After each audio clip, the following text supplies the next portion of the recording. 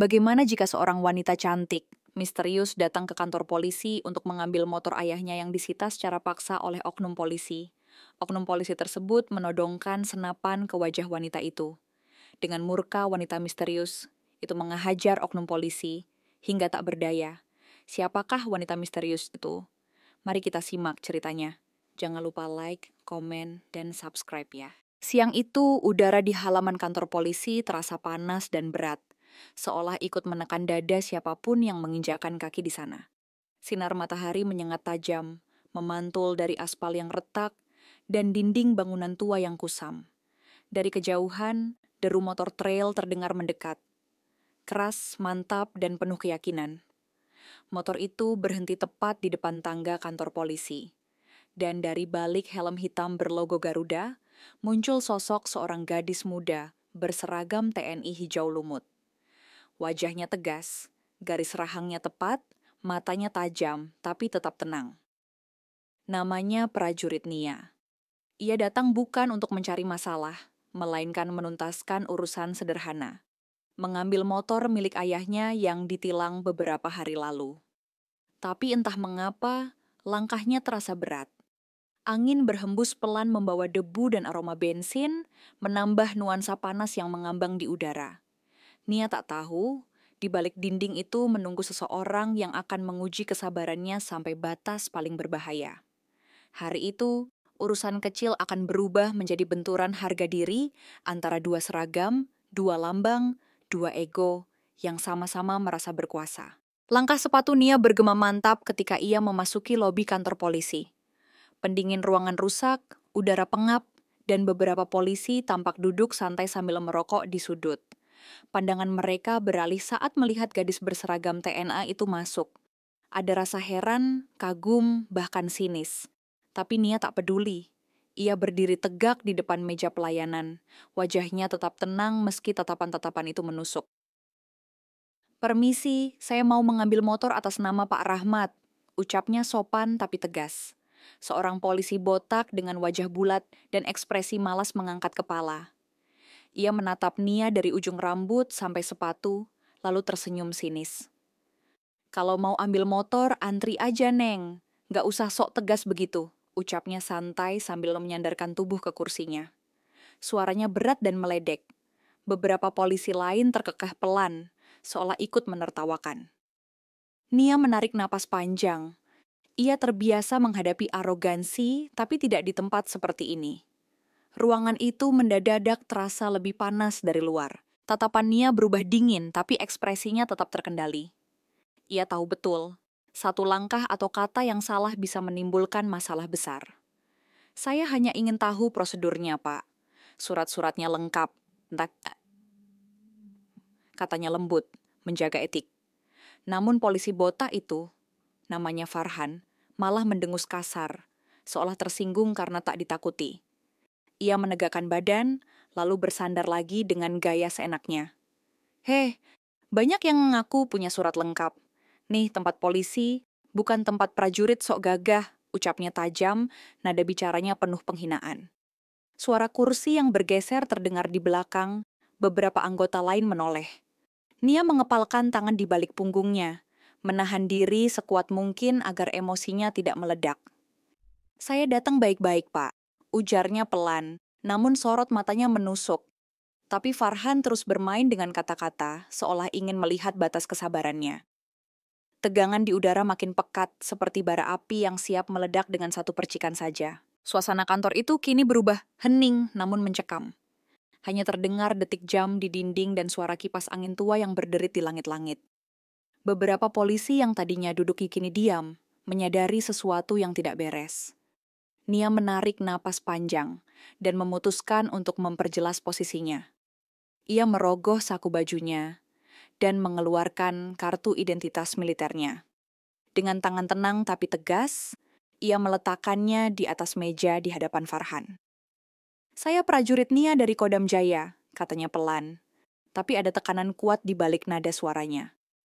"Saya datang bukan untuk menantang siapapun, hanya untuk menyelesaikan urusan ayah saya. Jadi tolong hormati saya sebagaimana saya menghormati Anda." Suaranya bergetar lembut, Tapi setiap kata mengandung wibawa militer yang tak bisa dipermainkan. Beberapa polisi lain saling pandang. Ada yang menunduk, ada yang menahan napas, namun Farhan hanya melirik kartu itu sebentar, lalu menyeringai. Dari sorot matanya terlihat jelas. Ini bukan lagi urusan motor, tapi soal ego dan harga diri. Farhan menatap kartu itu beberapa detik, lalu tiba-tiba tertawa keras. Suaranya bergema di ruangan yang sempit itu. TNI, ya? Wah, saya kira cuma gaya doang, ucapnya dengan nada mengejek. Ia mengambil kartu itu, memutarnya di tangan, lalu meletakkannya lagi di meja dengan kasar. Tapi dengar, meski kamu tentara, di sini tetap wilayah polisi. Dan di tempat saya, nggak ada yang istimewa. Lanjutnya, sambil menepuk meja keras hingga beberapa berkas jatuh berserakan. Nia tetap diam, tapi rahangnya mengeras. Jantungnya berdegup kencang, bukan karena takut, tapi karena amarah yang ia tahan mati-matian. Saran saya jangan sombong karena seragam, kata Farhan lagi sambil mendekat. Wajahnya kini hanya sejengkal dari wajah Nia. Kalau di sini, yang berkuasa itu saya. Nada suaranya berubah dingin, tatapan matanya penuh tantangan. Udara seperti membeku, Nia berdiri tegak, tidak bergeming sedikit pun. Dalam hatinya, satu hal sudah jelas. Orang seperti Farhan tidak mengenal arti hormat. Dan sebentar lagi, ia akan belajar arti dari kata itu dengan cara yang tak akan ia lupakan seumur hidup. Jaga sikapmu, suara Nia terdengar datar. Tapi di balik ketenangan itu tersimpan bara yang nyaris meledak. Namun Farhan justru tersenyum sinis. Langkahnya pelan tapi mengancam. Sepatu botnya berderit menjejak lantai, dan kini jarak mereka hanya sejengkal. Cukup dekat untuk merasakan hembusan napas satu sama lain. Atau apa, ha? Kau mau perintahin polisi? Ucapnya pelan namun tajam, seperti racun yang menetes di udara. Matanya menatap Nia dengan tatapan merendahkan, seolah sedang menantang seekor macan yang diikat rantai. Ruangan itu hening. Beberapa polisi di belakang pura-pura sibuk, tapi jelas terlihat dari wajah mereka bahwa ketegangan sudah memuncak. Nia tetap berdiri tegak, dagunya sedikit terangkat. Tatapannya dingin menembus mata Farhan. Tidak ada rasa takut, hanya kemarahan yang menunggu alasan untuk dilepaskan. Aku peringatkan sekali lagi, jangan uji kesabaranku, katanya dengan nada nyaris berbisik. Tapi justru itu yang membuat kata-katanya menggema begitu tajam, seperti pisau yang diseret di atas logam. Farhan tertawa kecil, namun senyumnya tak lagi alami. Ia merasa harus membuktikan siapa yang lebih berkuasa. Dan itu akan menjadi kesalahan terbesar dalam hidupnya. Dalam sekejap, tanpa aba-aba, Farhan mendorong dada Nia dengan kasar, hingga tubuh gadis itu terhuyung mundur beberapa langkah. Suara hentakan sepatu militernya menggema di lantai semen, membelah keheningan ruangan. Semua mata membelalak, beberapa polisi spontan hendak menegur tapi menahan diri. Mereka tahu Farhan sedang bermain api. Jangan sok hebat di markas orang lain, teriak Farhan, suaranya keras, penuh ego dan amarah. Wajahnya merah, urat di lehernya menegang. Nia berhenti, menegakkan tubuhnya perlahan. Di matanya kini ada perubahan, bukan lagi sekadar prajurit yang datang dengan sopan, tapi sosok militer yang siap menghadapi pertempuran. Kau baru saja melewati batas, katanya dingin. Tapi Farhan tak berhenti. Ia justru melangkah maju lagi, sengaja menantang. Suasana di kantor itu benar-benar mencekam. Asap rokok yang melayang di udara terasa berat, seolah ikut menahan napas. Beberapa polisi lain saling pandang dengan gelisah, menyadari satu hal. Jika satu gerakan lagi salah, situasi ini bisa berakhir dengan darah. Refleks militer membuat Nia berdiri tegak kembali. Bahunya lurus, matanya tajam, bibirnya terkatup rapat. Tak ada rasa takut, hanya kehormatan yang tersinggung. Tapi sebelum sempat ia membuka suara, Farhan melakukan sesuatu yang membuat semua orang terpaku. Ia mengangkat senapan dinasnya dan langsung menodongkannya ke wajah Nia. Ujung moncong senjata itu hanya berjarak beberapa sentimeter dari hidungnya. Waktu seakan berhenti. Detak jam di dinding terdengar jelas. Bahkan napas para polisi lain terdengar berat. Sekarang siapa yang berkuasa, ha? Tanya Farhan dengan suara pelan, tapi penuh kesombongan dan ancaman. Tangannya gemetar sedikit, bukan karena takut, tapi karena adrenalin yang bercampur dengan amarah. Nia menatap senapan itu tanpa berkedip. Matanya tajam, membeku, dan seluruh tubuhnya menegang seperti pegas yang siap dilepaskan. "Kau baru saja menodongkan senjata ke arah tentara Republik ini," katanya dalam hati. Sekujur tubuhnya terasa panas. Bukan karena ia takut, melainkan karena kehormatan seragamnya diinjak dengan kasar. Ia tahu, dalam dunia militer, tindakan seperti ini sudah melampaui batas etik dan hukum. Dan ketika batas itu dilanggar, konsekuensinya tak akan ringan. Waktu seperti melambat. Suara di sekitar mereka menghilang, hanya tersisa 2 orang yang berdiri di tengah ruangan. Seorang prajurit TNI yang murka, dan seorang polisi arogan yang menodong senjata tanpa sadar bahwa ia baru saja membuka pintu ke neraka. Nafas Nia bergetar, bukan karena ketakutan, melainkan karena dorongan insting prajurit yang tertahan. "Kau baru saja menodongkan senjata ke arah prajurit negara," katanya perlahan. Nadanya datar namun menggetarkan. Setiap kata keluar dari bibirnya dengan ritme lambat dan menekan, seperti palu yang menghantam baja. Beberapa polisi lain mundur perlahan, sadar bahwa ini bukan lagi pertengkaran biasa. Tegangan di ruangan itu menebal, seperti udara yang diselimuti listrik. Matanya menatap lurus ke laras senjata, tak bergeming sedikit pun. Dalam tatapan itu ada wibawa, keberanian, dan amarah yang meletup di balik permukaan tenang. Farhan mulai kehilangan keseimbangan mentalnya. Tangan yang memegang senapan mulai bergetar, entah karena gugup atau takut. Nia tidak berkedip.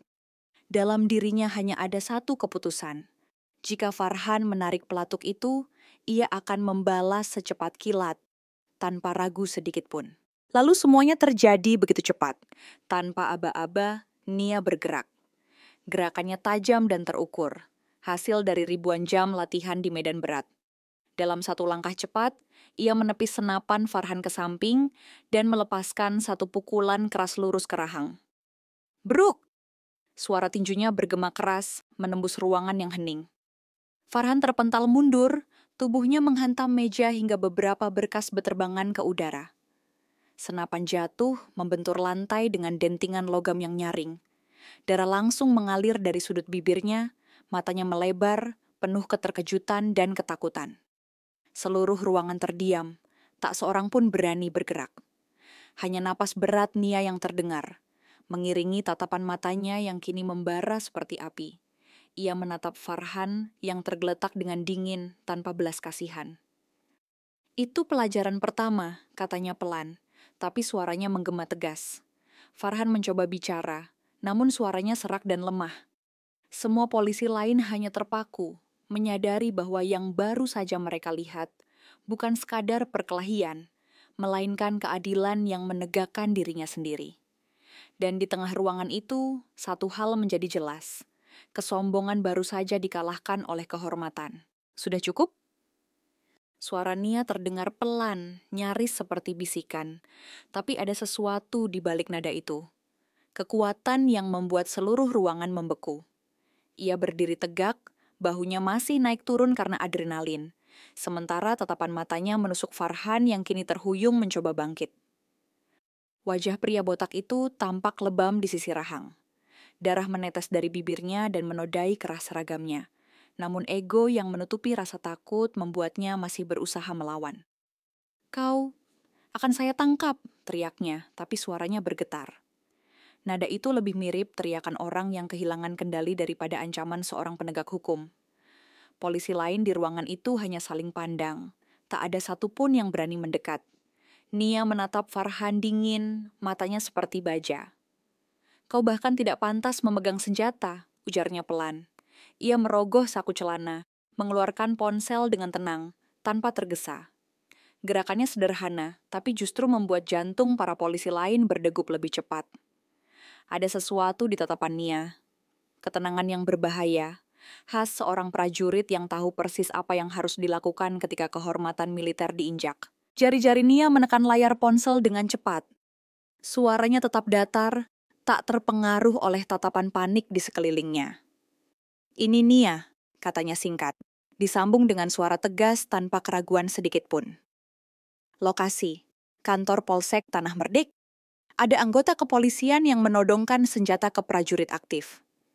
Saya minta segera diamankan. Kalimat itu meluncur begitu tenang, tapi efeknya seperti petir yang menyambar di tengah ruangan. Para polisi lain langsung gelisah. Sebagian berbisik, sebagian diam mematung. Ada yang melirik keluar jendela, seolah memastikan kalau bantuan yang dimaksud benar-benar akan datang. Farhan menelan ludah, wajahnya mulai kehilangan warna. Apa yang kau lakukan? Katanya pelan, tapi nadanya sudah tidak searogan sebelumnya. Nia menatapnya tanpa ekspresi. Menjalankan prosedur, jawabnya dingin. Suasana kantor berubah drastis. Ketegangan bukan lagi berasal dari amarah, tapi dari rasa takut akan konsekuensi. Mereka tahu, jika laporan itu sampai ke komando, tak ada yang bisa menghentikan badai yang akan datang. Hening yang menegangkan di dalam kantor pecah seketika oleh suara deru mesin berat dari luar. 3 truk militer berwarna hijau, tua berhenti di halaman depan kantor polisi, menimbulkan getaran di tanah. Semua mata langsung menoleh ke arah jendela. Farhan yang tadinya berdiri kaku, kini melangkah mundur tanpa sadar. Dari truk pertama, prajurit-prajurit TNI turun dengan langkah sigap dan formasi sempurna. Seragam mereka rapi, wajah mereka dingin dan fokus. Tak ada satupun yang bicara. Hanya langkah sepatu yang bergema kompak di aspal, menciptakan irama disiplin yang menekan dada siapapun yang mendengarnya. Mereka membentuk barisan di depan pintu, siap menunggu perintah. Di antara mereka, terlihat 2 anggota provos membawa borgol militer. Di dalam ruangan suasana berubah, jadi campuran antara kagum dan gentar. Beberapa polisi yang tadinya duduk kini berdiri kaku, sementara Farhan memandang ke arah pintu dengan mata membulat. Ia akhirnya sadar, yang datang bukan sekadar bantuan biasa, yang datang adalah kehormatan yang menuntut balasan. Pintu kantor terbuka keras dengan suara logam beradu. Angin siang menerobos masuk, membawa aroma debu dan oli dari luar. Seorang perwira TNI berpangkat letnan melangkah masuk. Langkahnya tenang, tapi auranya memancarkan kekuasaan yang tak perlu dijelaskan. Mana yang bernama Farhan? Suaranya dalam dan bergema di seluruh ruangan. Tak ada yang menjawab. Semua menunduk, kecuali 1 orang, Farhan, yang kini berdiri kaku seperti paceng. Wajahnya pucat pasi, napasnya tersengal. Letnan itu memandang sekeliling, lalu tatapannya berhenti pada Nia yang berdiri tegak di tengah ruangan, seragamnya sedikit kusut, dan tangannya masih berlumur darah.